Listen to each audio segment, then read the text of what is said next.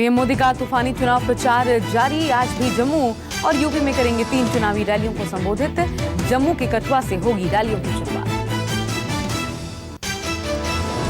कठुआ के बाद यूपी के अलीगढ़ में चुनावी जनसभा को संबोधित करेंगे पीएम मोदी। नुमाइश मैदान में होगा पीएम मोदी की जनसभा का आयोजन। अलीगढ़ जाते वक्त आगरा एयरपोर्ट भी थोड़ी देर के लिए रुकेंगे पीएम मोदी। इस दौरान चुनिंदा बीजेपी नेताओं से करेंगे मुलाकात। अलीगढ़ के बाद मुरादाबाद में चुनावी रैली को संबोधित करेंगे पीएम।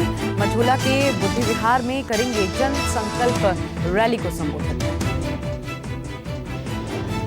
मुरादाबाद में शाम 4:15 बजे रैली को संबोधित करेंगे पीएम। शाम 5:15 बजे वापस दिल्ली के लिए हो जाएंगे रवाना। पीएम की सभी रैलियों की तैयारियां पूरी। दिल्ली के कॉन्स्टिट्यूशन क्लब में आज विपक्षी दलों के नेता करेंगे मुलाकात। ईवीएम के मुद्दे पर बनाएंगे साझा रणनीति। टीडीपी अध्यक्ष चंद्रबाबू नायडू ने उठाए हैं ईवीएम पर सवाल। 50% वोट के वीवीपैट से मिलान की उठाई गई है मांग।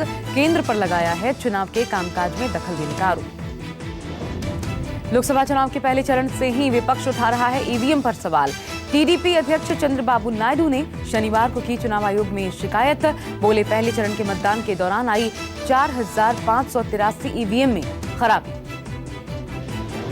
चंद्रबाबू नायडू ने की थी 150 पोलिंग स्टेशन पर फिर से मतदान करवाने की मांग। चुनाव आयोग पर लगाया पीएम मोदी के इशारे पर काम करने का आरोप। बीएसपी सुप्रीमो मायावती ने भी उठाए थे ईवीएम पर सवाल। ट्वीट कर बीजेपी पर लगाया था ईवीएम में धांधली और पुलिस प्रशासन के गलत इस्तेमाल का आरोप। रामनवमी पर पश्चिम बंगाल में फिर से तेज हुई सियासत। कोलकाता पुलिस ने नहीं दी वीएचपी की बाइक रैली को इजाजत। रैली निकलने से ठीक पहले किया इजाजत देने से इनकार। वीएचपी कार्यकर्ताओं ने लगाए पुलिस पर आरोप। कहा सिर्फ भगवान राम की ही तस्वीर का इस्तेमाल करने की पुलिस ने दी थी इजाजत। रैली कैंसिल होने से वीएचपी कार्यकर्ताओं में नाराजगी।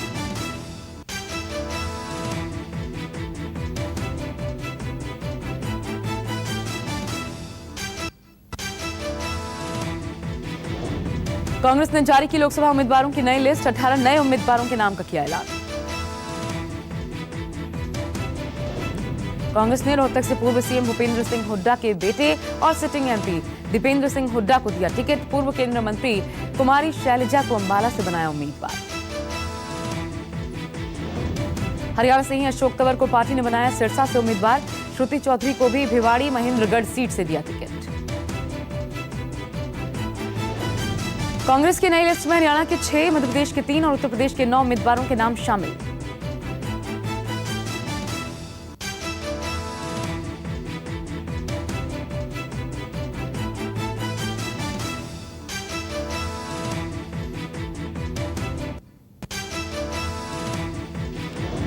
भाई राहुल गांधी के लिए प्रियंका गांधी अमेठी के साथ साथ वायनाड में भी करेंगे चुनावी प्रचार। 21 और 22 अप्रैल को वायनाड के दौरे पर रहेंगे प्रियंका। वायनाड में चुनावी जनसभाओं को संबोधित करेंगी प्रियंका गांधी। लोगों से भी करेंगी मुलाकात। कई जगहों पर नुक्कड़ सभाओं का भी है कार्यक्रम। नेशनल कॉन्फ्रेंस के नेता फारूक अब्दुल्ला ने फिर उठाए पुलवामा हमले पर सवाल। पूछा खुफिया अलर्ट के बावजूद क्यों नहीं रोकी गई आरडीएक्स से भरी कार।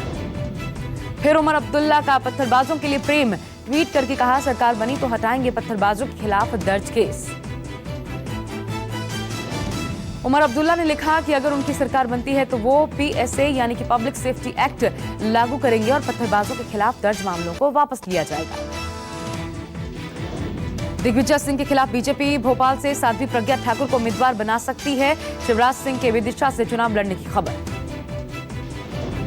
मुंबई में ट्रांसजेंडर उम्मीदवारों ने चुनावी अभियान का आगाज किया। स्नेहा काली नाम के ट्रांसजेंडर उम्मीदवार नॉर्थ मुंबई और जितिन महाराज नाम के ट्रांसजेंडर उम्मीदवार मुंबई नॉर्थ ईस्ट से चुनाव लड़ रहे हैं। मुंबई में एमएनएस कार्यकर्ताओं का नया नारा। राज ठाकरे की पार्टी ने लोकसभा चुनाव के लिए कांग्रेस एमएनएस गठबंधन की विजय हो का दिया नारा। छत्तीसगढ़ के सीएम भूपेश बघेल ने ट्विटर पर अपने नाम के आगे लिखा छोटा आदमी। अब छोटा आदमी भूपेश बघेल के नाम से ट्विटर पर जाने जाएंगे। भूपेश बघेल ने ट्वीट कर दी जानकारी। लिखा अगर किसानों को फायदा और आदिवासियों को इंसाफ दिलाना छोटे मन की छोटी हरकत है तो उन्हें छोटापन मंजूर है। फ्रांस के राष्ट्रीय अखबार ले मोंडे ने दावा किया है कि राफेल डील के बाद अनिल अंबानी की कंपनी का लोन माफ कर दिया गया। दावे के मुताबिक कंपनी का 14 करोड़ यूरो का कर्ज माफ किया गया। पूरे मामले पर फ्रांस दूतावास की सफाई, जो भी सेटलमेंट हुआ वो 2008 से 2012 के बीच के कामों का था। इसमें किसी तरह का कोई राजनीतिक दखल नहीं। रक्षा मंत्रालय का बयान, निजी कंपनी को मिली टैक्स छूट और राफेल के सौदे के बीच कोई कनेक्शन नहीं। पूरे मामले को तोड़ मरोड़ कर पेश किया जा रहा है। अंबानी की कंपनी रिलायंस का बयान, फ्रांस की टैक्स फ्री टैक्स की मांग पूरी तरह से गलत थी। इस मामले को सुलझाने में किसी तरह के पक्षपात का सहारा नहीं लिया गया। आरोप में कहा गया है कि फ्रांस में अनिल अंबानी की कंपनी पर 15 करोड़ यूरो का टैक्स था, लेकिन राफेल डील के बाद उनका 14 करोड़ का टैक्स माफ किया गया। पूरा मामला 7.3 यूरो में सेटल किया गया। कर्नाटक के मंगलुरु में पीएम मोदी ने चुनावी जनसभा को किया संबोधित। पीएम को सुनने के लिए उमड़ी लोगों की भीड़। तमिलनाडु के भी कई शहरों में हुई पीएम मोदी की रैली, विपक्ष पर साधा निशाना। यूपी के शाहजहांपुर में बीजेपी अध्यक्ष अमित शाह ने चुनावी रैली को किया संबोधित। शाह के निशाने पर रहा विपक्ष। केंद्रीय मंत्री मेनका गांधी ने मुस्लिमों पर दिया विवादित बयान। टीवी चलने के बाद आईटी सेल वालों पर उतारा गुस्सा, जो कहा वो बिल्कुल अलग था। कार्यालय पर पहुंची मेनका ने आईटी सेल वालों को लगाई फटकार, कहा आप अपने आप को सुधारेंगे नहीं तो ऐसे आईटी सेल का कोई फायदा नहीं। प्रशांत किशोर और आरजेडी में जुबानी जंग तेज हुई। प्रशांत किशोर की चुनौती, लालू सामने आ जाएं और बताएं किसने किसको क्या ऑफर दिया था। न्यूज 24 के इंटरव्यू में राबड़ी देवी ने दावा किया था कि जेडीयू और आरजेडी के विलय का प्रस्ताव लेकर आए थे प्रशांत किशोर। आजम खान का एक बार फिर विवादित बयान, कहा शमशान कब्रिस्तान पर वोट क्यों मांगा जा रहा है, ये कोई वोट मांगने का तरीका है। मायावती का रामनवमी के बहाने योगी पर हमला, कहा चुनावी स्वार्थ के लिए बजरंग बली और अली का विवाद पैदा करने वाले सत्ताधारी ताकतों से सावधान रहना। यूपी के बदायूं में अखिलेश, मायावती और आरएलडी की संयुक्त रैली हुई। रैली से पहले मायावती ने ट्वीट करके अली बजरंग बली का मुद्दा फिर से छेड़ा था। यूपी के बदायूं की साझा रैली में मायावती का सीएम योगी पर निशाना, बोली अली भी हमारे, बजरंग बली भी हमारे। बदायूं रैली में बोले अखिलेश, गांव के लोगों गरीबों का गठबंधन है, ये 100% जीत होगी। बदायूं में अखिलेश माया की साझा रैली में हंगामा, लोगों ने जमकर की तोड़फोड़। प्रियंका के वाराणसी से चुनाव लड़ने पर बोले यूपी के उप मुख्यमंत्री केशव प्रसाद मौर्य, कोई भी आ जाए मोदी जी के सामने टिक नहीं पाएगा। मां बेटा लड़ ही रहे हैं चुनाव, अब बेटी भी लड़कर देख ले। अमेठी में बीजेपी की उम्मीदवार स्मृति ईरानी ने लोगों को किया संबोधित। राहुल गांधी पर जमकर साधा निशाना। संत कबीर नगर के मेहदावल में भाजपाइयों के बीच कुर्सी युद्ध छिड़ गया। सांसद शरद त्रिपाठी और विधायक राकेश सिंह बघेल के समर्थकों में जमकर चली कुर्सियां। सांसद शरद त्रिपाठी के खिलाफ जबरदस्त नारेबाजी हुई। बीजेपी कार्यकर्ता पंडाल में लगी कुर्सियां भी तोड़ने लगे, जिससे अफरा तफरी मच गई और कार्यक्रम बीच में रोकना पड़ा। मेहंदावल विधानसभा क्षेत्र में बीजेपी का विजय संकल्प युवा सम्मेलन शुरू होने से पहले ही हंगामे की भेंट चढ़ गया। सम्मेलन के मुख्य अतिथि बीजेपी प्रदेश अध्यक्ष डॉक्टर महेंद्र नाथ पांडे थे। जिला बीजेपी का दावा, हंगामा कर रहे समर्थक बीजेपी के कार्यकर्ता नहीं थे, बल्कि किराए पर लाए गए थे। ये लोग वाहनों में स्लोगन लिखी तख्तियां लेकर आए थे। मामले की रिपोर्ट प्रदेश अध्यक्ष को भेजी जाएगी। संत कबीरनगर के सांसद शरद त्रिपाठी जूता कांड को लेकर चर्चा में आए थे। एक बैठक के दौरान उन्होंने अपनी ही पार्टी के विधायक राकेश बघेल पर जूते से हमला कर दिया था। उत्तराखंड के 2 बीजेपी विधायकों में शुरू हुई जुबानी जंग। एक दूसरे को जेल भेजने की दे रहे हैं धमकी, लड़ाई करने का भी दे रहे हैं खुलेआम चैलेंज। लंढौरा रियासत के कुंवर चैंपियन प्रणव सिंह और झबरेड़ा विधायक देशराज कर्णवाल के बीच जारी है जुबानी जंग। चैंपियन ने कर्णवाल को दी थी कुश्ती लड़ने की चुनौती। शनिवार को कुश्ती के लिए दिए गए वक्त पर दलबल के साथ रुड़की स्टेडियम पहुंचे कुंवर चैंपियन।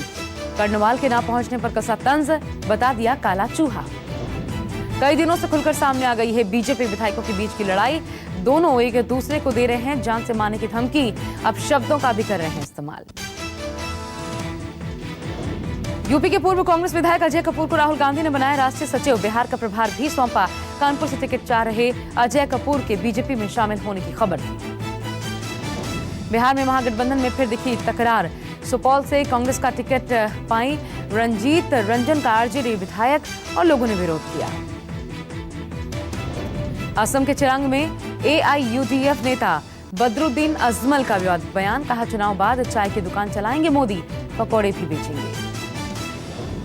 मोदी पर बयान देने वाले बदरुद्दीन पर बीजेपी का पलटवार, नलिन कोहली बोले देश में घुसपैठ को बढ़ावा दे रहे हैं ऐसे लोग। यूपी में कांग्रेस को झटका, यूपी कांग्रेस कमेटी के सचिव संतोष श्रीवास्तव ने सैकड़ों कार्यकर्ताओं के साथ बीजेपी ज्वाइन की। उप मुख्यमंत्री दिनेश शर्मा ने संतोष श्रीवास्तव के साथ विभिन्न कार्यस्थल संगठनों को बीजेपी में शामिल करवाया। पूर्व सांसद रमाकांत यादव और पूर्व मंत्री राजकिशोर सिंह ने थामा कांग्रेस का हाथ, मिल सकता है लोकसभा का टिकट। आजमगढ़ से बीजेपी के निरहुआ को टिकट मिलने से नाराज थे रमाकांत यादव, कांग्रेस ने भदोही से दिया टिकट।